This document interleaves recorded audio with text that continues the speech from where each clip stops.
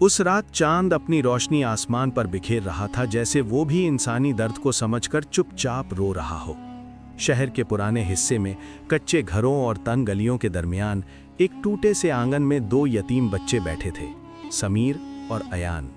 समीर बड़ा भाई था, उम्र तकरीबन 13 साल, लेकिन चेहरे पर जिम्मेदारी की लकीरें ऐसी थीं जैसे वो बरसों से जवान हो। अयान छोटा था, 8 साल का। आंखों में मासूमियत भी थी और भूख की चमक भी। उस छोटी सी झोपड़ी की दीवार पर मिट्टी का चिराग रखा होता। तेल कम होता तो रोशनी भी कम हो जाती। समीर चिराग को देखकर सोचता, रोशनी जब कम होती है ना, इंसान अपनी ही सांस की आवाज़ सुन लेता है। अयान ने उस रात धीमी आवाज में पूछा, भाई कल खाना मिलेगा? समीर ने मुस्कुराने की कोशिश की। इंशाअल्लाह अयान, अल्लाह ने लिखा होगा तो मिलेगा, और अगर ना मिला तो सब्र करना, सब्र से दिल मजबूत होता है। अगली सुबह फजर से पहले ही समीर उठ गया, वुज़ू किया, 2 रकात नफिल पढ़े, फिर अयान को धीरे से जगाया। चल मस्जिद चलते हैं। अयान ने नींद में भी सर हिला दिया। मस्जिद का सहन ठंडा था, हवा में मिट्टी और इत्र की महक घुली हुई थी। नमाज के बाद समीर ने दुआ की, या अल्लाह हमें हलाल रोज़ी दे, हमें किसी के सामने झुकने से बचा, हमें मेहनत का रास्ता दे। अयान ने छोटी सी दुआ की, या अल्लाह भाई को थकाना मत। वो दिन बाजार का था। शहर का बाजार रोशन होता, लेकिन रोशनी के साथ शोर भी होता। दुकानदारों की पुकार, घड़ियों की टिक-टिक, रेडियो का खरखरा और लोगों की भाग-दौड़। समीर ने कंधे पर पुरानी झोली लटकाई और काम ढूंढने निकल गया। कभी कोई उसे कहता, है लड़के यहाँ से हट। कभी कोई बोलता, छोटा है, इससे काम नहीं होता। समीर फिर भी रुकता नहीं।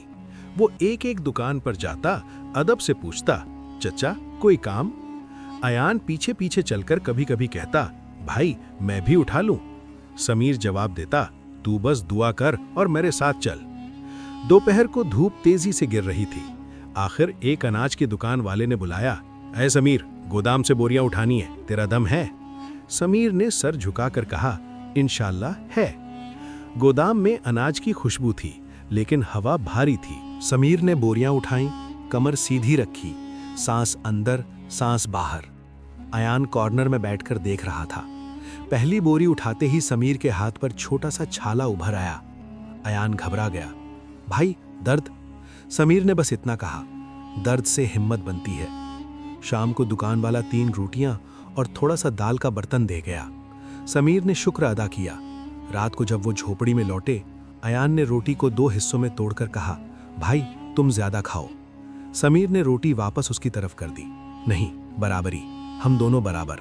अयान ने आंखों में आंसू रोक कर कहा, भाई जब हम अमीर हो जाएंगे ना, मैं तुम्हें नई चप्पल दूंगा। समीर हंसा, पहले मैं तुझे नई किताब दूंगा। कुछ हफ्ते ऐसे ही गुजरे। समीर की मेहनत बढ़ती गई, लेकिन रोजी फिर भी कम। कभी काम मिलता, कभी नहीं। एक दिन बारिश हुई, गलियों में कीचड़ था। समीर फिसला और घुटना जख्मी हो गया। अयान ने कपड़े से खून साफ किया। भाई घर चलो, समीर ने दांत भींचकर कहा। भर तब जाएंगे जब रोटी साथ हो। उस दिन उन्हें रोटी ना मिली। रात को अयान भूख से सो ना सका। समीर ने उसे सीने से लगाया और कहानी सुनाई। एक वक्त था, एक मजदूर था। उसके पास कुछ न था, मगर उसके पास अल्लाह पर यकीन था, और अल्लाह पर यकीन वो खजाना है जो कभी खत्म नहीं होता। अगले दिन बाजार में एक नया फितना खड़ा हो गया। सेठ जुनैद का बड़ा कारखाना शहर में मशहूर था। लोहे का काम, धागे का काम, बोरियां, लकड़ियां, सब कुछ। मजदूर वहां रोज काम करते और कुछ पैसे मिलते। समीर ने सोचा, अगर वहां काम मिल गया तो अयान की दवा और रोटी दोनों हो जाएंगी। वो कारखाने के दरवाजे पर गया। गेट पर चौकीदार ने घूर कर देखा। कौन? समीर ने अदब से कहा, काम चाहिए। चौकीदार ने हंसकर कहा, तेरा जिस्म पतला, तू क्या करेगा? समीर ने सीधी नजर से कहा, जिस्म पतला हो सकता है, इरादा नहीं। अंदर सेठ जुनैद कुर्सी पर बैठा था। कपड़े चमकदार, उंगलियों में अंगूठियां, आंखों में सर्दी। उसने समीर को ऊपर से नीचे तक देखा। नाम? समीर। उम्र? 13। सेठ ने मुंह बनाकर कहा, काम सख्त होता है, अगर भाग गया तो पैसा नहीं। समीर ने कहा, मैं नहीं भागूंगा।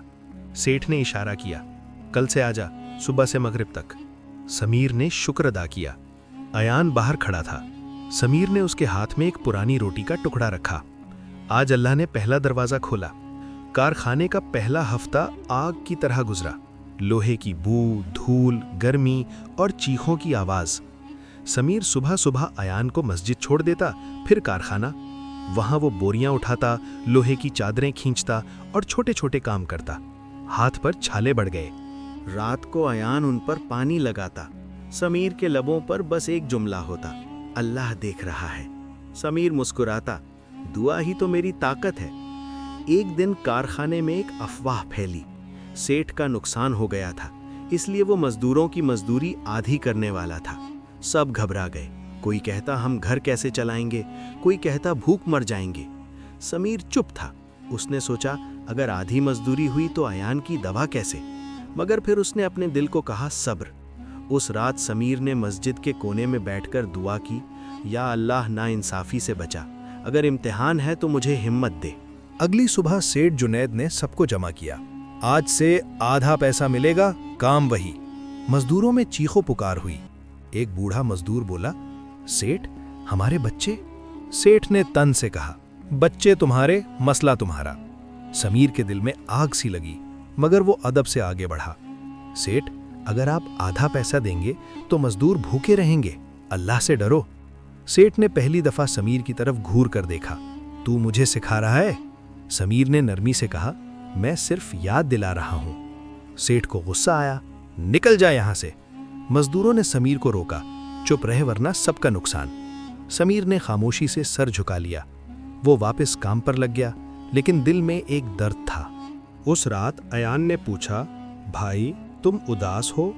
समीर ने कहा, मैं उदास नहीं, बस सोच रहा हूं। अयान ने मासूमियत से कहा, अल्लाह रास्ता निकालेगा। समीर ने उसके सर को चूमा, इंशाअल्लाह। 2 दिन बाद एक अजीब वाकया हुआ। सेठ का गोदाम का ताला टूट गया और कुछ सामान गायब हो गया। सेठ ने मजदूरों को लाइन में खड़ा कर दिया। चोरी किसने की? सबने इनकार किया। सेठ ने आंखें तंग की। नया लड़का समीर यही होगा। समीर हाँप गया, सेठ मैं चोर नहीं। सेठ ने चीख कर कहा, पुलिस बुलाओ। अयान बाहर दरवाजे पर आया तो उसने देखा समीर को पकड़ा जा रहा है। उसकी आंखें भर आईं। भाई, समीर ने सिर्फ इतना कहा, अयान अल्लाह पर यकीन रख। पुलिस चौकी पर समीर को बिठा दिया गया। सिपाही ने सवाल किए। समीर ने सच बोला। उसने कहा, मैं यतीम हूँ, मेहनत करता हूँ, चोरी से रोजी नहीं होती। सिपाही ने भी उसकी सीधी बात देखी, मगर सेठ के पैसे की ताकत बड़ी थी। समीर को रात भर रोक लिया। अयान मस्जिद में जाकर रोया। इमाम साहब ने उसे पास बिठाया। बेटा सब्र करो, अल्लाह मजलूम की सुनता है। अयान ने कहा, मेरा भाई बेकसूर है। इमाम साहब ने कहा, फिर दुआ करो और सच का साथ दो। सुबह एक नया किरदार चौकी पर आया। उसका नाम करीम चच्चा था। वो उसी कारखाने का पुराना सुपरवाइजर था जो मजदूरों का हाल समझता था। उसने समीर को देखा तो हैरान हुआ। समीर, तू यहाँ? समीर ने सब बताया। करीम चाचा ने सिपाही से कहा, ये लड़का ईमानदार है, इस पर इल्जाम गलत है। सिपाही ने कहा, सेठ का कहना है। करीम चाचा ने कहा, सेठ का कहना हर दफा सच नहीं।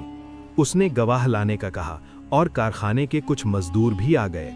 उन्होंने कहा, समीर ने कभी चोरी नहीं की। तब एक और बात खुली।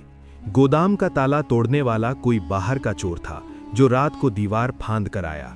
करीम चाचा ने गोदाम के पिछले हिस्से में टूटे पत्थर पर निशान दिखाए। सिपाही ने देखकर सर हिला दिया। ठीक, समीर को छोड़ो। समीर बाहर निकला तो अयान भागकर उससे लिपट गया। समीर की आंखों में आंसू थे, मगर उसने कहा, देखा, अल्लाह ने सच को इज्जत दी। सेठ जुनैद को जब पता चला कि समीर छूट गया है, उसका गुस्सा और बढ़ गया। उसने समीर को बुलाया। तू मुझे जलील कर रहा है। समीर ने नरमी से कहा, सेठ मैंने कुछ नहीं किया, अल्लाह ने सच जाहिर किया। सेठ ने एक नया फैसला सुनाया, तू अब डबल काम करेगा वरना निकल। समीर ने दिल में दर्द लिया, मगर कहा, मैं काम करूंगा, क्योंकि उसके जहन में सिर्फ अयान था। करीम चचा ने समीर को साइड पर बुलाया। बेटा, यहाँ जुल्म बढ़ता जा रहा है, तू क्यों सह रहा है? समीर ने कहा, चचा रोटी यहाँ से मिलती है। करीम चचा ने कहा, रोटी अल्लाह देता है, आदमी सिर्फ सबब बनता है। फिर उसने समीर को एक नई बात बताई।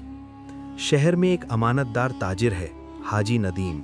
वो हलाल तिजारत करता है। उसको गोदाम का मुंशी चाहिए जो ईमानदार हो। मैं तेरी सिफारिश कर सकता हूँ। समीर के दिल में उम्मीद जगी। चचा, मैं पढ़ लिख नहीं। करीम चचा ने कहा, ईमानदारी पढ़ाई से बढ़ती है। लिखने का काम मैं सिखा दूंगा। 2 दिन बाद समीर हाजी नदीम की दुकान पर गया। दुकान में सफाई, ठंडक और अदब का माहौल था। हाजी नदीम सफ़ेद दाढ़ी वाला नर्म मिजाज आदमी था। उसने समीर से सवाल किया, बेटा, तुम्हारा सबसे बड़ा आसासा क्या है? समीर ने कहा, अल्लाह पर यकीन। हाजी नदीम ने मुस्कुराया। और तुम्हारी सबसे बड़ी कमजोरी? समीर ने कहा, मेरी गुर्बत। हाजी नदीम ने कहा, गुर्बत कमजोरी नहीं, इम्तिहान है। फिर उसने समीर को काम दे दिया। गोदाम का हिसाब, माल का निगरान और रोजाना की मेहनत। समीर की जिंदगी में पहली दफा सुकून आया। मजदूरी अब भी थी, मगर जुल्म नहीं। हाजी नदीम टाइम पर पैसा देता और दुआ भी। समीर घर आया तो अयान ने खुशी से कहा, भाई, आज तुम्हारे चेहरे पर रोशनी है। समीर ने कहा, ये रोशनी अल्लाह की तरफ से है। उस रात उन्होंने रोटी के साथ थोड़ी सी सब्जी भी खाई। अयान ने हंसी में कहा, भाई, अब मैं हर रोज सब्जी खाया करूंगा। समीर भी हंसा। पहले पढ़ाई। समीर ने अयान को मदरसा में दाखिल कराया। खुद भी रात को मस्जिद के एक उस्ताद से हिसाब और लिखाई सीखने लगा। उसके हाथ छालों से भरे थे, मगर कलम पकड़कर भी मेहनत करता। उस्ताद ने कहा, बेटा, इल्म भी इबादत है। समीर ने कहा, मैं अपनी तकदीर मेहनत से बदलना चाहता हूँ। उस्ताद ने मुस्कुराया, तकदीर अल्लाह लिखता है, मगर मेहनत से बंदे की राह साफ होती है। कुछ महीने गुजरे। हाजी नदीम ने समीर की ईमानदारी देखी तो USAY जिम्मेदारी बढ़ा दी। बेटा, अब तुम माल का ऑर्डर भी संभालो। समीर ने दिल से काम किया। अयान भी पढ़ाई में तेज था। एक दिन शहर में कहत का सडार आया। अनाज महंगा हो गया। लोग घबरा गए। हाजी नदीम ने फैसला किया, मैं दाम नहीं बढ़ाऊंगा, मैं मुनाफा कम रखूंगा, मगर लोगों को मुश्किल में नहीं छोड़ूंगा। समीर ने कहा, हाजी साहब, इससे आपका नुकसान होगा। हाजी नदीम ने कहा, नुकसान वो होता है जो अल्लाह की रजा से दूर कर दे। इसी दौरान सेठ जुनैद ने सस्ता अनाज खरीद कर महंगा बेचना शुरू किया। लोग USAY बद्दुआ देने लगे।